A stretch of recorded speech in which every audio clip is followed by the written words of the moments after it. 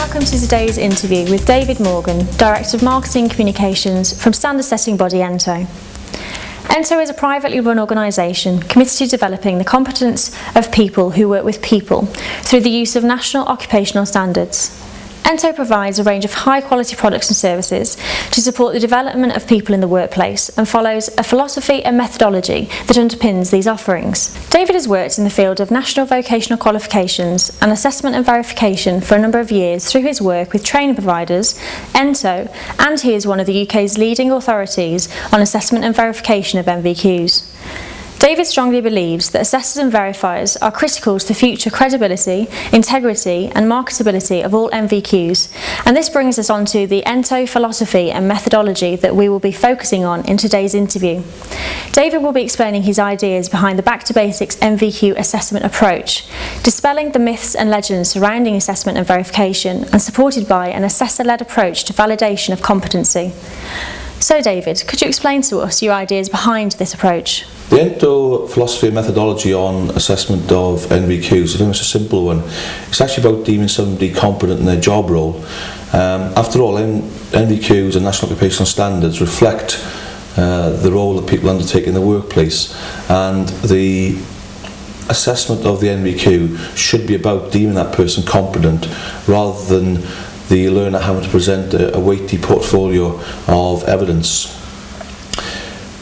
The process reduces the burden on the candidate. It allows them to concentrate on their job, allows them to develop in their job role, and ensures that the assessor leads the process through effective assessment planning, providing guidance and support to the candidate to ensure that they prove competence in their job role, with the assessor taking responsibility for the gathering of evidence to provide a good audit trail for the assessment decision. It also focuses very much on the professional judgments of the assessor. Assessors themselves are professionally qualified, they are occupationally competent, and therefore the process and the philosophy and methodology concentrates on allowing people to make those professional judgments rather than the completion of onerous paper-based evidence.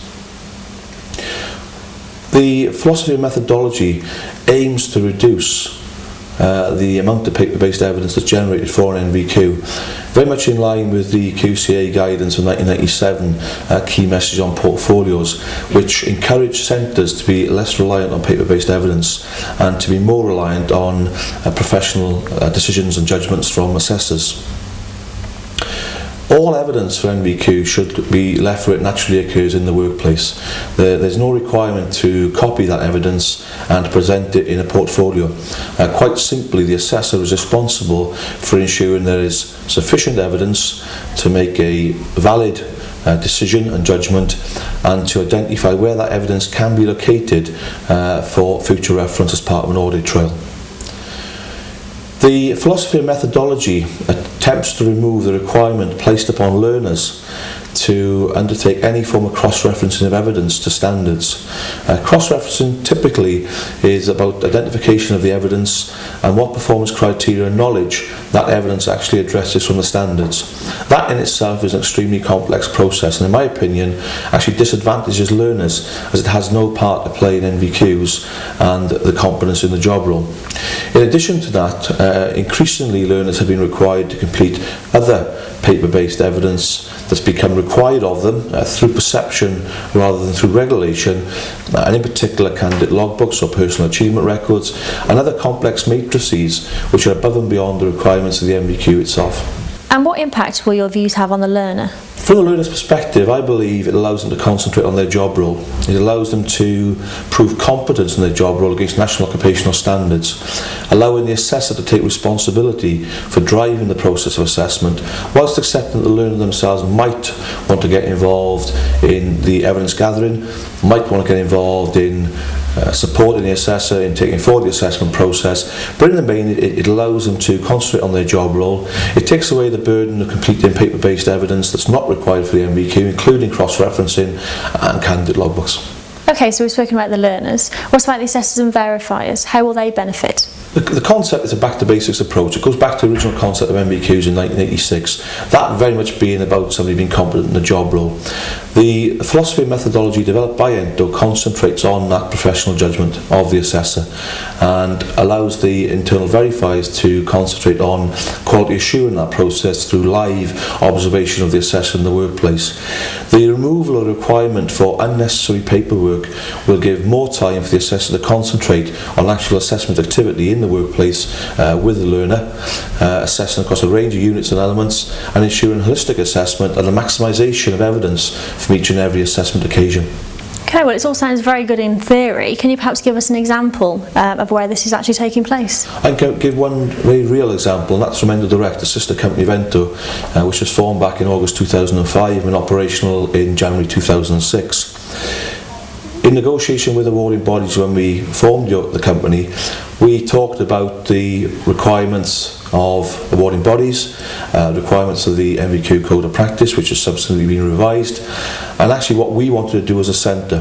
And in negotiation with both awarding bodies, we were able to agree a very simple approach to assessment, and that is one document that encompasses the whole of the assessment activity, right from initial assessment through assessment planning, through the recording of assessment activity, whether it be observation, witness testimony or questioning, the actual feedback to the candidate, the decision taken by the assessor, the review of progress and the subsequent assessment plan that comes from that activity.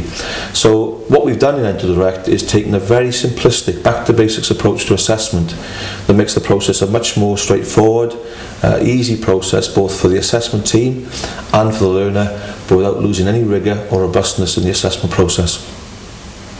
What kinds of challenges will the accredited centre, say, come across? There are likely to be many challenges. We are taking something back 21 years. We've gone back to the original concept of NVQs, of deeming somebody competent in the job role. The perceptions that have grown in those 21 years are considerable, and the philosophy and methodology that's been developed by Ento very much tries to remove some of those. And therefore the challenges will be very much about educating the assessment team that actually it's quality rather than quantity, that evidence can be left where it naturally occurs, to have confidence in their assessment decisions as professionals.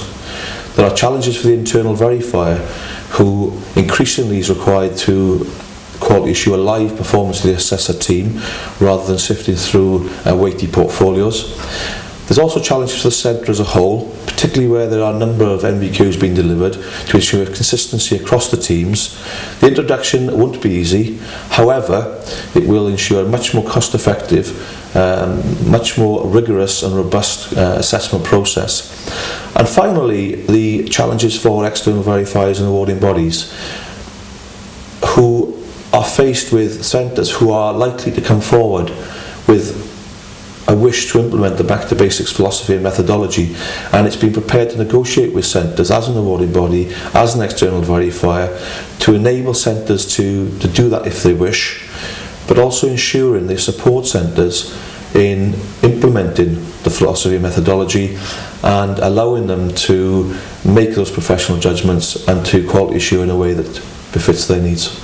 And finally, how can Ento help? Ento is the standard setting body for assessment and verification and one of the leading authorities of assessment and verification practice in the UK, have developed a number of products and services over the last 3 or 4 years which enable centres to seek advice and guidance from us at any stage. Initially we launched the Learner Network, a professional network for assessors and verifiers, which provides technical support to assessors and verifiers on a daily basis, provides a monthly newsletter and enables members to network with each other, to support each other and to take advice and guidance from each other. Secondly, we introduced a range of professionalising industry events which are aimed at those assessors and verifiers who are currently qualified, who require effective CPD activity.